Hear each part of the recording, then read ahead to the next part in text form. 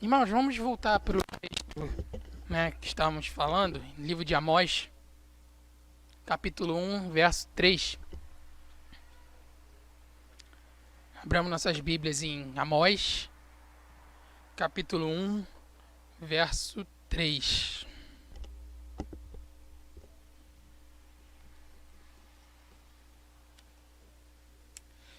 Quando você vai abrindo aí, eu vou falando aqui. Para quem não estava domingo passado, ou para quem não viu, né, a pregação de domingo passado, aqui na nossa igreja nós começamos uma série de sermões sobre os profetas menores, abordando eles de forma cronológica, quer dizer que, né, abordamos conforme as coisas, né, na ordem que as coisas aconteceram, né. A Bíblia ela não é organizada dessa forma. A Bíblia é organizada por seções. Então nós temos o Pentateuco, nós temos os livros históricos, nós temos os livros poéticos e os livros proféticos. O profeta Jeremias, né, por exemplo, ele na Bíblia ele é organizado antes do livro de Amós, porque ele é um profeta maior, os profetas maiores ficam antes dos profetas menores. Mas quando a gente olha de fato como as coisas aconteceram e a sequência das coisas que aconteceram no passado, o profeta Amós ele veio muito bem antes do profeta Jeremias. Só que na Bíblia ele veio depois, né?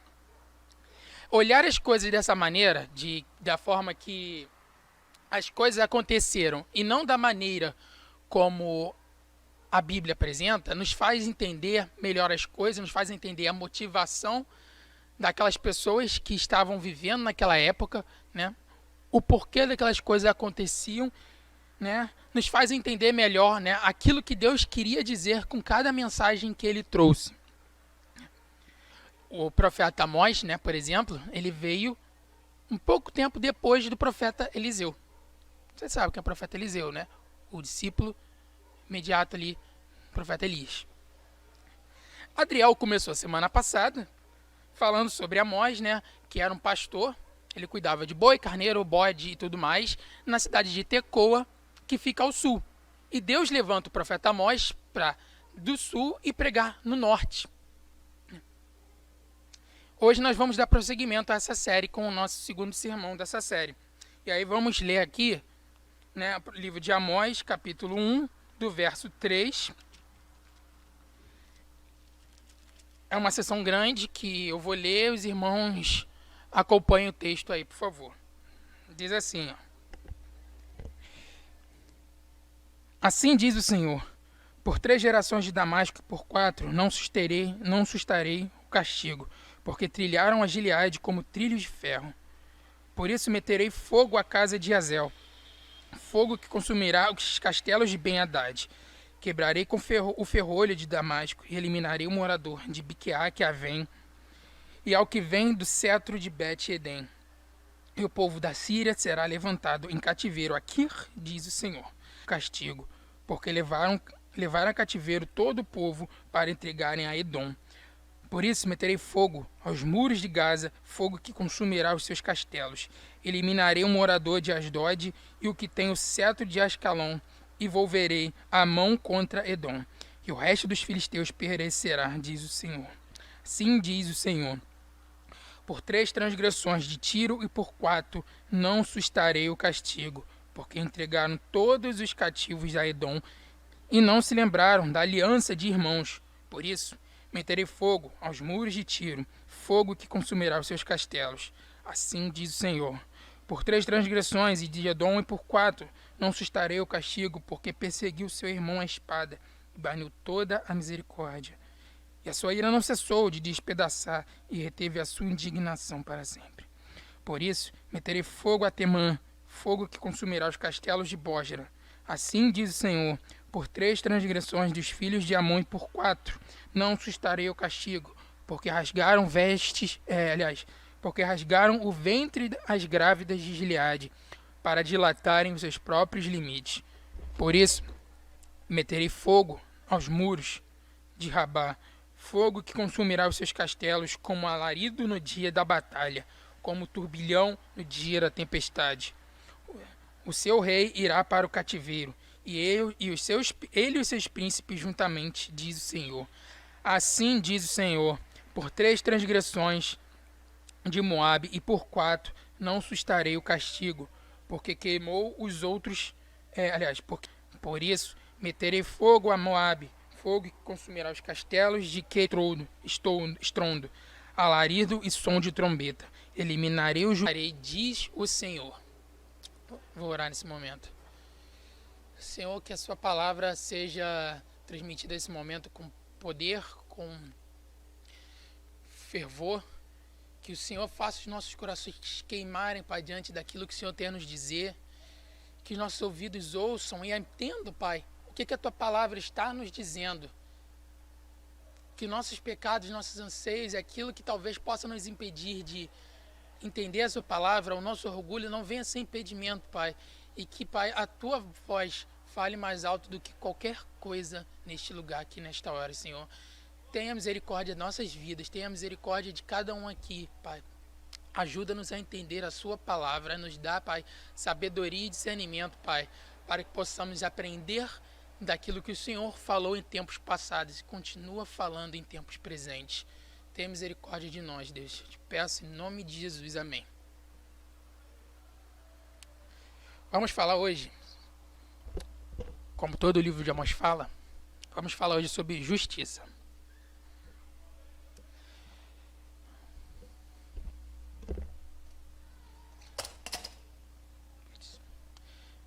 Dia 25 de maio de 2020, George Floyd foi brutalmente assassinado nos Estados Unidos.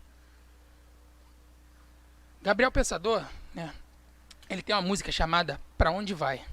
E um trecho da música diz mais ou menos assim: quando se lembra dos planos que o garoto fazia, ele dizia: eu quero ser alguém um dia. Sonhava com o futuro desde menino.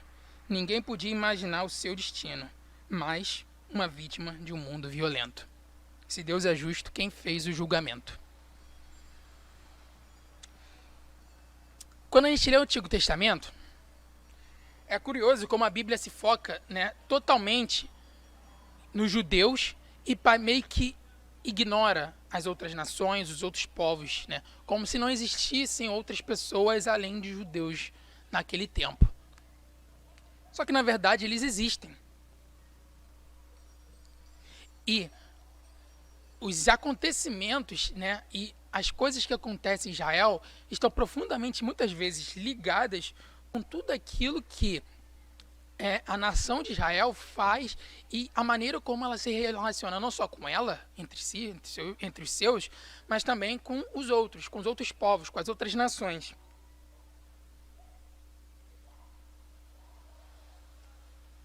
É curioso a gente pensar, que, como eu disse no início, o contexto da situação é importante.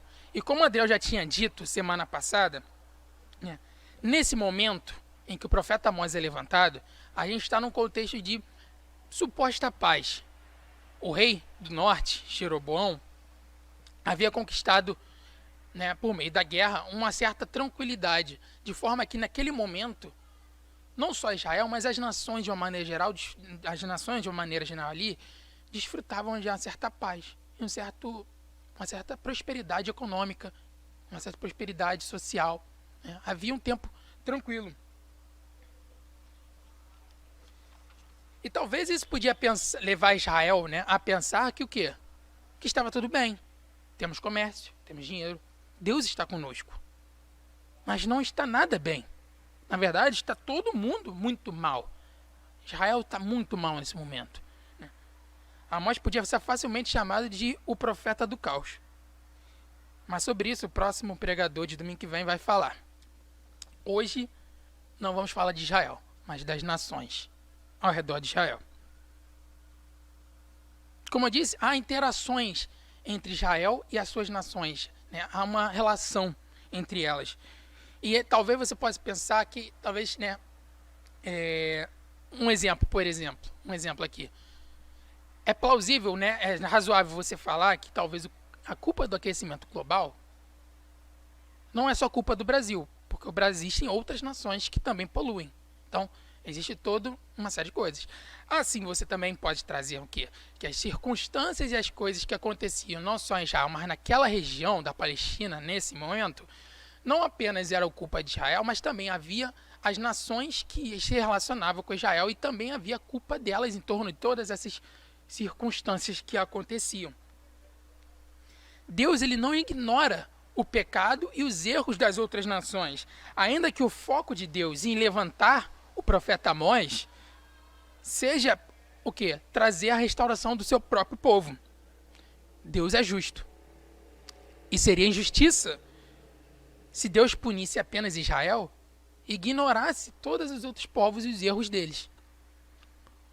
E vice-versa, porque a lei de Deus, ela é para a gente, mas também a lei de Deus é universal para todos os homens, como a gente conhece por meio do quê? Da criação. Porque Deus criou todas as coisas e como a gente conhece quando a gente viu Romanos 1, quando a gente estudou aqui quarta-feira os estudos, né, na carta de Romanos. Então, havia 6 povos, né, 6 nações em volta que quais faziam fronteira com Israel. Né? Era a Filístia, dos famosos filisteus, a Fenícia, dos fenícios, Edom, que era o povo dos edonitas, Amon, dos amonitas, Moabe, dos moabitas, e a Síria, né, ou os habitantes de Damasco, como diz aqui. Se você observar o que a gente leu aqui, você vai ver que todas as acusações que Amós faz contra as nações, elas envolvem direta ou indiretamente o seu próprio povo. Ou seja, havia relações o quê? Comerciais, relações de alianças militares que as nações faziam. E como a gente pode ver em certos pontos do texto, quando ele fala que não há o cumprimento de certas alianças, há quebra de irmandades, essas coisas falam, né, justamente disso, de relações e tanto militares como econômicas, como relações históricas, como por exemplo o próprio povo de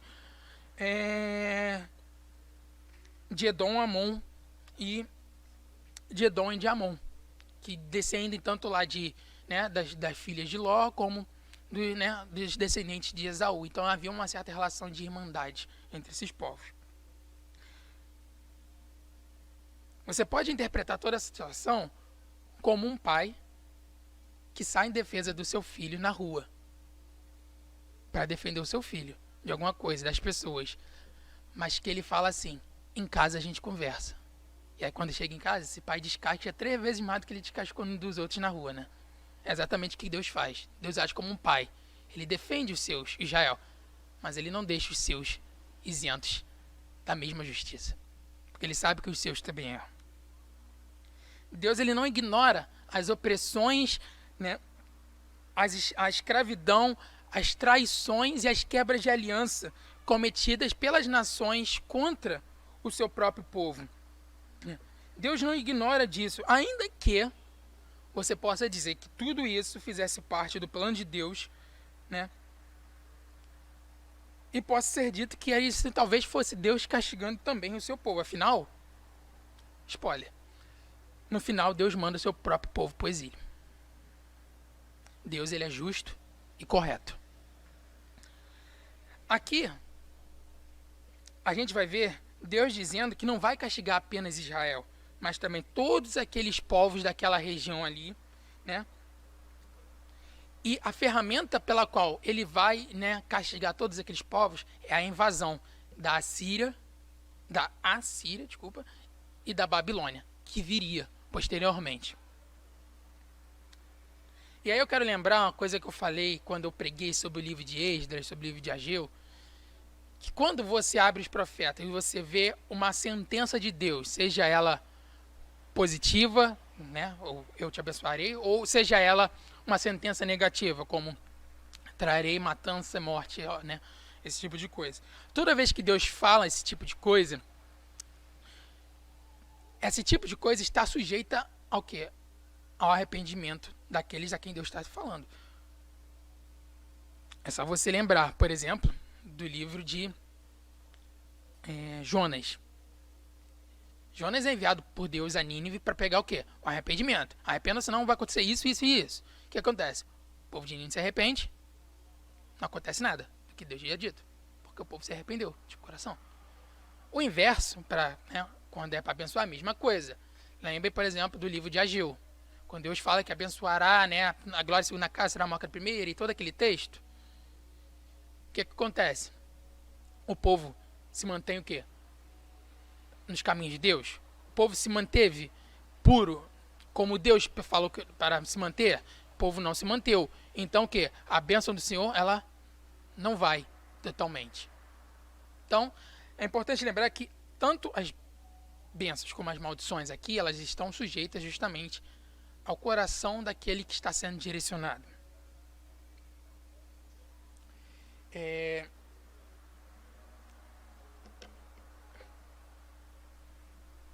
E aí, continuando. Deus, ele age como um pai para Israel. Deus, ele age como um pai agiria com um filho para Israel. A Assíria e a Babilônia, elas são ferramentas do julgamento divino que viria contra os pecados de toda aquela região. Não só Israel, mas também com todas as nações. No fim, todas as nações ali daquela região sofrerão nas mãos dos assírios e dos babilônios quando eles invadem aquela região. Então isso é o quê? Isso é Deus fazendo justiça contra aqueles que se rebelam contra os seus próprios. Deus vê o mundo todo e ele não está de olhos tapados a tudo que acontece no mundo. As injustiças, elas não são ignoradas por Deus. Toda injustiça, ela é injustiça, contra o Senhor. Não importa em que lugar do mundo ou do universo ela aconteça. Justiça. O mundo e as nações de Deus, os seus pensamentos, eles agem contra o Senhor. Todas as suas ações, as suas motivações, por melhores que sejam suas ações e por melhores que sejam as suas ações e suas motivações, todos eles agem contra Deus. Todos os seus pensamentos, tudo aquilo que motiva eles a fazer o que eles fazem, são repugnantes ao Senhor, Deus, dos preceitos de Deus. Você sabe disso, você já viu, porque você estudou Romanos 1 aqui na igreja, quando falamos sobre isso em Romanos 1. Basta que você faça o quê, por exemplo? Ligue a televisão.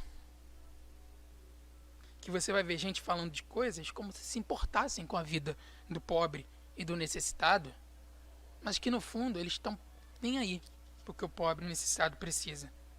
Os seus corações e as suas ações, elas denunciam o desprezo que eles têm por aqueles que necessitam das coisas, pelos necessitados. E Asaf, ele fala disso no Salmo 73. Ele questiona: será que eu errei em crer nesse Deus? Olha só, vou ler o Salmo 73 para você.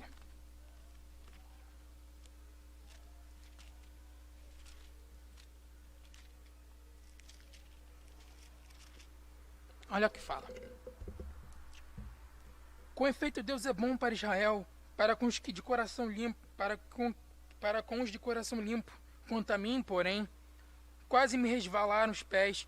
Pouco faltou para que se desviassem os meus passos, pois eu invejava os arrogantes ao ver a prosperidade dos perversos.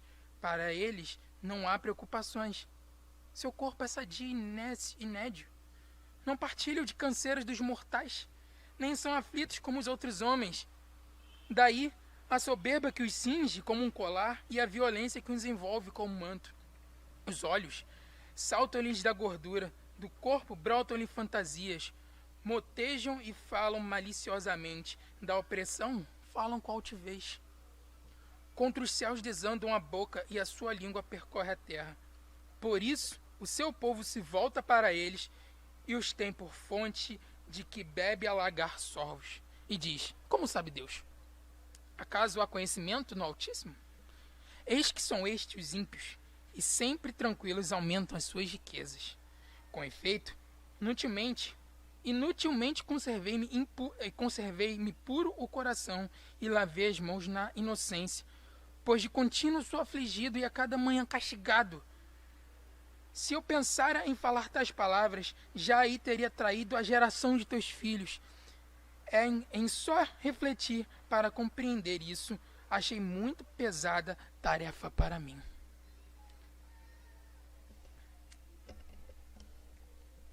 Será que Deus realmente ouve tudo e vê tudo o que acontece? Como é que Deus permite que certas coisas aconteçam, como por exemplo com o menino Henri? Será que Deus é justo? E o próprio Asaf responde no Salmo, olha que continua. Até que entrei no santuário de Deus e atinei com o fim deles. Tu certamente os põe em lugares escorregadios e os fazes cair na destruição. Como ficam de súbito assolados, totalmente aniquilados de terror, como ao sonho quando se acorda, assim, ó Senhor, aos despertares desprezarás a imagem deles. Quando o coração se amargou e as entranhas se me comoveram, eu estava embrutecido e ignorante. Era como irracional a tua presença. Todavia, estou sempre contigo. Tu me seguras pela mão direita. Tu me guias com teu conselho e depois me recebes em glória. Que mais tenho eu no céu? Não há outro em que eu me compraza na terra. Ainda que minha carne e o meu coração desfaleçam, Deus é a minha fortaleza do meu coração e a minha herança para sempre. Os que se afastam de ti, eis que perecem. Tu destróis todos os que são infiéis para contigo. Quanto a mim, bom estar junto a Deus. No Senhor, Deus, põe o meu refúgio, para proclamar todos os seus feitos. Asaf entende que os ímpios estão em caminhos errantes. E o problema, na verdade, não estava nele, não estava nos outros, mas o problema estava nele. No Salmo 3, Davi diz que Deus ri dos ímpios quando eles intentam contra ele, quando eles maquinam planos e quando eles tramam suas injustiças. Porque Deus é muito maior do que isso tudo. Deus destrói os homens maus quando e como quer. Desde os profetas, Deus já pregava o quê? O dia do Senhor. O dia em que Deus viria e acabaria com toda a injustiça dos homens. Que seria um dia de grande temor, mas que também seria um dia de grande alegria. Nesse dia, Deus puniria toda a injustiça cometida contra aqueles que fizeram mal. Não só contra o seu povo, mas também contra aqueles que fazem contra o próprio Deus. Porque toda injustiça é uma justiça contra o divino. Mas aí você pode se perguntar, por que que ele traz justiça aqui agora? Por que que Deus, ao invés de manda o seu povo para o exílio, por que ele não espera então o dia do Senhor?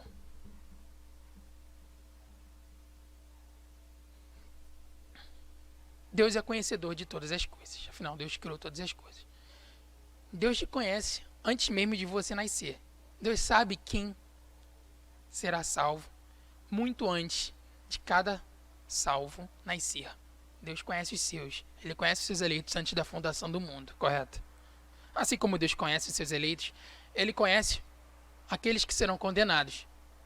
Deus, como Criador de todas as coisas, e Criador desse mundo, baseado nisso, tem todo o direito de antecipar o seu julgamento e trazer a justiça antecipada. Porque, afinal de contas, Ele sabe quem é justo e quem não é. Assim como a graça é uma bênção de uma coisa que ainda há de vir, ou seja, uma coisa que não deveria, vamos estar assim, entre aspas, muitas aspas, a graça é uma coisa que do futuro que está presente, por exemplo, a sua santificação, assim também Deus pode fazer a mesma coisa. E ao invés de trazer justiça no futuro, Ele traz justiça no presente, assim como Ele faz aqui na situação a que nós estamos falando. Mas Deus também pode trazer justiça somente no futuro. Romanos 12, 18 e 19 diz assim, ó: se possível, quanto depender de vós, tende paz com todos os homens. Não vos vingueis a vós mesmos, amados, mas dai lugar à ira, porque está escrito: a mim pertence a vingança, eu é que retribuirei, diz o Senhor. Isso quer dizer o quê? Isso quer dizer que você, Paulo aqui está trazendo uma citação do Antigo Testamento, lá de Deuteronômio, para dizer o quê? Que a Deus pertence a vingança. Isso quer dizer que você pode descansar em Deus diante de toda injustiça que acontece nesse mundo. Porque é a Deus que pertence a vingança. A ordem para mim e para você é que agíssemos o quê? Em graça com todos. O texto ele continua, Pelo contrário, se teu inimigo tiver fome, dá-lhe de comer. Se tiver sede, dá-lhe de beber. A gente leu isso aqui na parte da confissão. Porque fazendo isso, amontoarás brasas vivas sobre a sua cabeça. Não te deixe vencer do mal, mas vence o mal com o bem. E aqui ele reproduz aquilo que Cristo disse, tanto no Sermão do Monte, quando ele fala a palavra, quando ele fala sobre amar o próximo como a ti mesmo, como aquela parábola onde havia, uma pessoa no meio da estrada e várias pessoas passam, vários sacerdotes passam, levita passa, ninguém acolhe a pessoa, somente o estrangeiro que vai acolhe aquela pessoa que estava caída no meio da coisa. O que Deus está dizendo, não só aqui, como com toda essa profecia contra as nações, é que nele podemos descansar, em Cristo podemos descansar de todas as injustiças do mundo. Porque Deus ele não está ignorando todas as coisas que acontecem nesse mundo, todas as injustiças que aconteceram aqui. Deus não está de olhos vendados para isso, ele está vendo.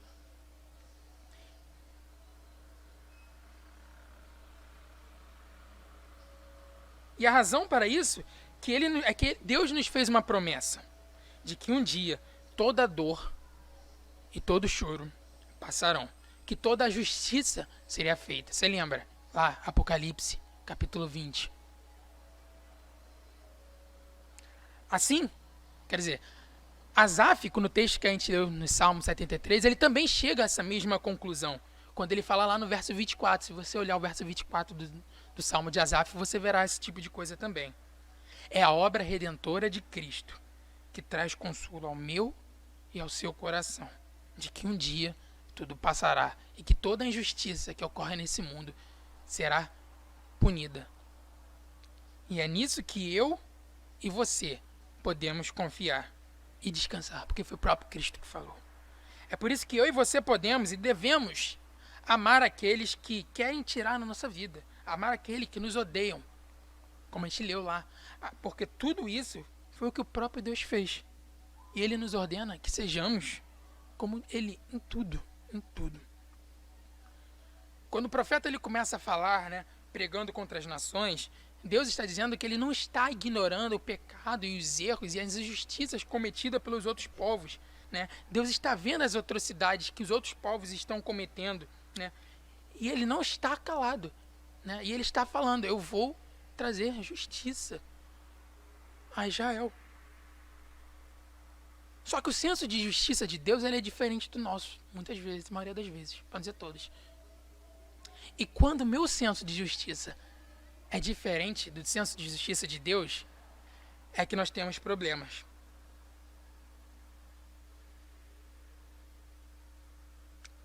E aí surge uma pergunta muito interessante. Você quer justiça ou você quer vingança? A justiça que muitas vezes nós buscamos, ela não se encontra nesse mundo. O mundo que vivemos, ele é caído desde Adão. Quando Adão pecou, toda a criação caiu. Toda a criação se tornou falha.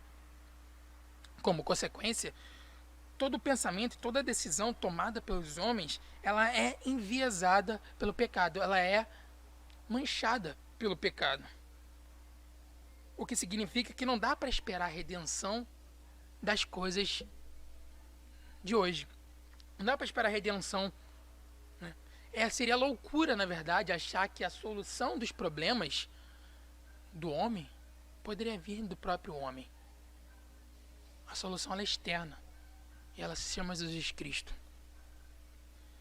Não dá para achar que uma pessoa, ou pessoas, ou pensamentos políticos, ou ações, né, bondosas vão salvar a humanidade.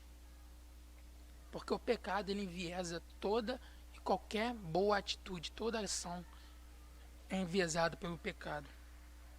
Por exemplo, costuma-se ouvir por aí o quê? Bandido bom, bandido morto, correto? E aí para pensar, você que fala, né? Você quer justiça ou você quer vingança? A vida pertence a você para poder dizer que alguém merece ter direito à não vida? E aí lembra do texto que lemos. Se você ama alguém, você deseja a morte dessa pessoa, você pode dizer com todas as suas forças que você ama, que ao matar alguém, você está amando ela. Como a gente talvez leu lá no texto da coisa. Mas isso é um exemplo mais geral. Posso trazer para o cotidiano.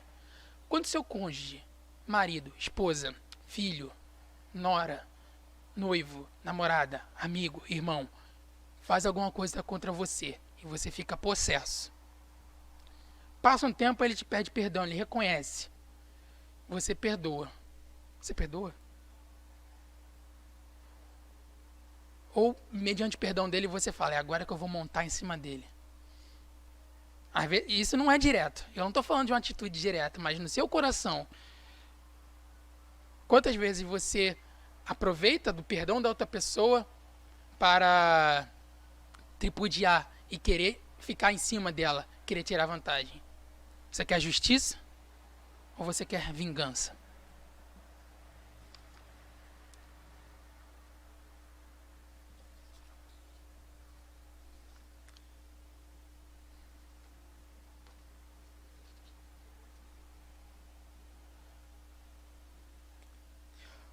Por fim, essa mensagem, né, do profeta Amós contra as nações, ela traz um consolo.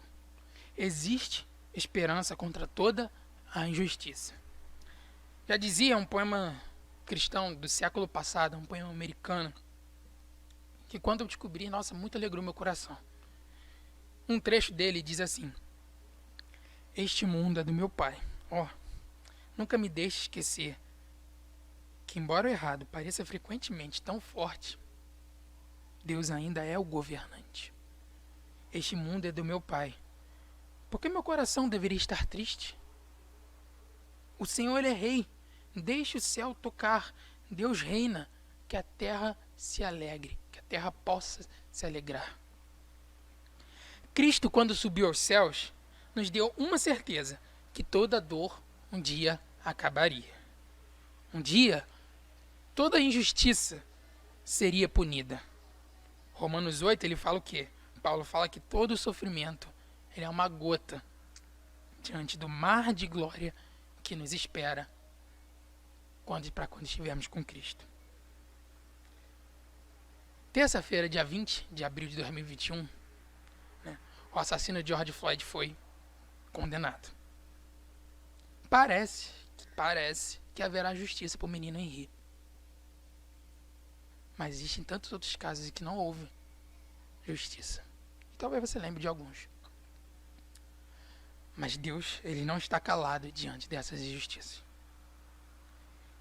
Deus não está quieto vendo tudo isso acontecer.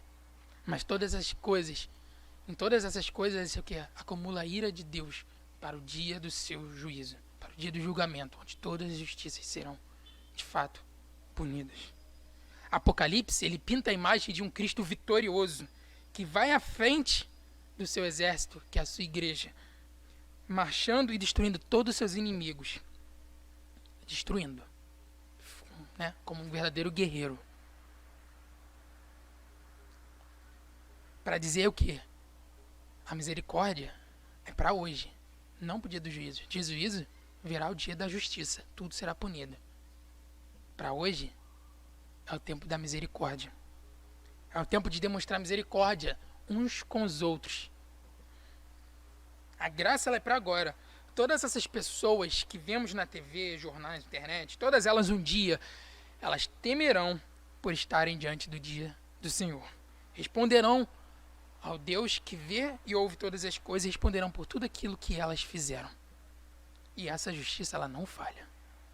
Para nós, fica o texto de Hebreus 12. Mas tende chegado ao Monte Sião, e à cidade do Deus vivo, a Jerusalém celestial, e a incontáveis hostes de anjos, e a universal assembleia, e a igreja dos primogênitos arrolados nos céus, e a Deus, o juiz de todos, e aos espíritos dos justos aperfeiçoados, e a Jesus, o mediador da nova aliança, e ao sangue da aspersão, que fala de coisas superiores ao que fala o sangue de Abel. O sangue de Abel fala de justiça. Tende cuidado, não recuseis ao que fala, pois se não escapam aqueles que recusam ouvir quem divinamente os advertia aqui na terra, muito menos nós, os que nos desviamos daquele que dos céus nos adverte, aquele cuja voz abalou então a terra. Agora, porém, ele promete, dizendo, ainda uma vez por todas, farei abalar não só a terra, mas também o céu. Ora, esta palavra, ainda de uma vez por todas, significa o quê? A remoção dessas coisas abaladas, como tinham sido feitas para que as coisas que não são abaladas permaneçam. Por isso, recebendo nós um reino inabalável, retenhamos a graça, para que sirvamos a Deus de modo agradável, com reverência e santo temor, porque nosso Deus é fogo consumidor. Como eu disse, o sangue de Abel, aliás, o sangue, de Cristo, ele é superior ao sangue de Abel. O sangue de Cristo fala da graça não merecida e da misericórdia, fala de salvação. E isso é superior. Você pode descansar em Cristo porque a sua justiça ela não falha. Injustiças acontecem porque o homem ele é mau e é pecador. E estamos sujeitos a essa realidade de injustiças enquanto vivemos nessa vida, porque Deus não escolheu nos livrar dessa vida, mas escolheu nos salvar dentro dessa realidade, ou seja, conviveremos com injustiças até o dia da nossa morte. Mas nada disso passa batido aos olhos desse Deus. Falta pouco para a sua justiça ser cumprida. Confie em Cristo, que está no controle de todas as coisas do mundo. Este mundo, ele é do meu Pai. Nunca me deixe esquecer que ainda que o errado pareça frequentemente tão forte nesse mundo, Deus ele ainda é o governante. Deus ele é justo. Amém? Vamos fechar nossos olhos e orar e terminar nosso culto. Louvado seja o seu nome, Deus, porque ainda podemos saber que ainda que diante de todas as coisas tu és justo e tu não deixa passar batido, Pai, as injustiças que acontecem nesse mundo. Louvado seja Deus, porque ainda que muitas injustiças aconteçam, muitas outras, Senhor, a sua justiça ela é feita. E muitas outras podemos ver que o mal ele não fica, Deus, de fato impune. Louvado seja o teu nome, Deus, porque tu vê todas as coisas e estás no controle de tudo. E graças a Deus por isso, Deus, porque tu estás no controle de todas essas coisas.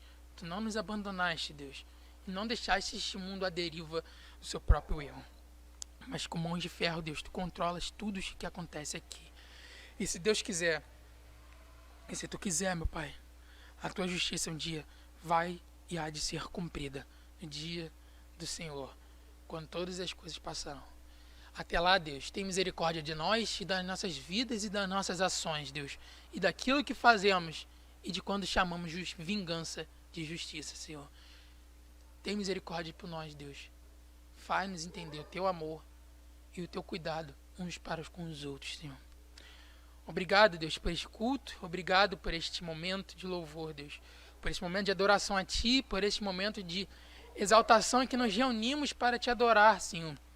E podemos glorificar o Teu nome. Que no próximo domingo, Deus, e nas próximas reuniões, o Senhor te nos traga mais para louvarmos e aprendermos a Tua palavra. Para juntos estarmos aqui, Deus, louvando e adorando ao Seu nome, Senhor. Para nos deleitarmos uns com os outros, Pai, com a Tua gloriosa presença, Deus.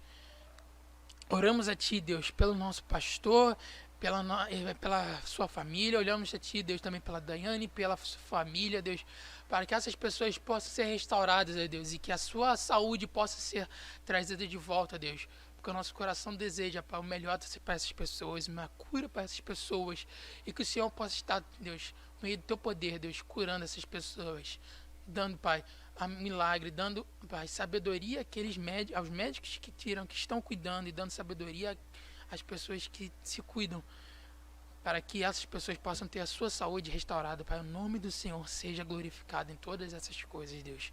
Louvado seja o teu nome, Deus. Despede-nos, Deus, em paz. Despede-nos, Deus, e nos guarda no caminho para nossas casas. Poupa-nos, Deus, do homem mau, da ira daqueles que tentam contra a nossa vida, Deus. Guarda-nos, guarda o seu povo, Deus. Ora a Ti, Deus, e louva a Ti, orando a oração que o Senhor nos ensinou. Pai nosso que estás nos céus, santificado seja o teu nome, venha o teu reino, seja feita a tua vontade, assim na terra como nos céus. O pão nosso de cada dia nos dai hoje. Perdoa as nossas dívidas, assim como nós perdoamos aos nossos devedores. Não nos deixe cair em tentação, mas livra-nos do mal, pois teu é o reino, o poder e a glória para sempre. Amém. Terminado, meus irmãos. Chegou o momento agora. Iremos fazer o pós-lúdio, então, terminado.